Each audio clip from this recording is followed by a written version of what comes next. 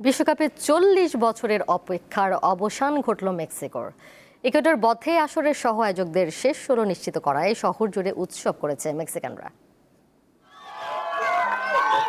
Mexico সিটির Angel of independence monument যেন এক উৎসবের নগরী। ঐতিহাসিক এস্তাদিও আজতেকা স্টেডিয়ামে ইকুয়েডরকে জোড়া গোল ব্যবধানে হারিয়ে ৪০ বছর পর বিশ্বকাপের শেষ ১৬তে পা রাখে মেক্সিকানরা। তাতে যেন বাঁধ ভাঙা আনন্দে মেতে ওঠে স্থানীয়রা।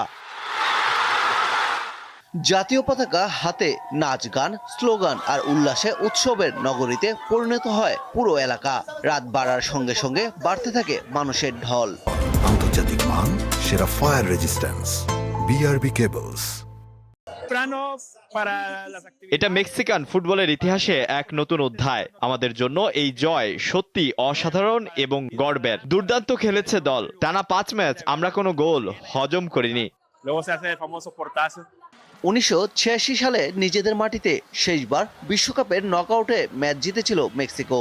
সেবার তারা কোয়ার্টার ফাইনালে উঠলেও জার্মানির কাছে টাই ব্রেকারে হেরে বিদায় নেয় দলটি।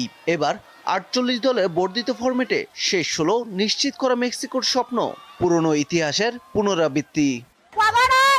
এটা মেক্সিকান ফুটবলের ইতিহাসে এক আমূল পরিবর্তন। বিশেষ করে মেক্সিকোর জন্য এটি এক স্মরণীয় মুহূর্ত।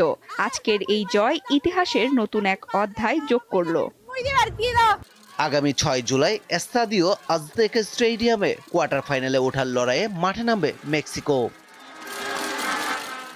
পারভেজ খোকন, দীপ্ত স্পোর্টস।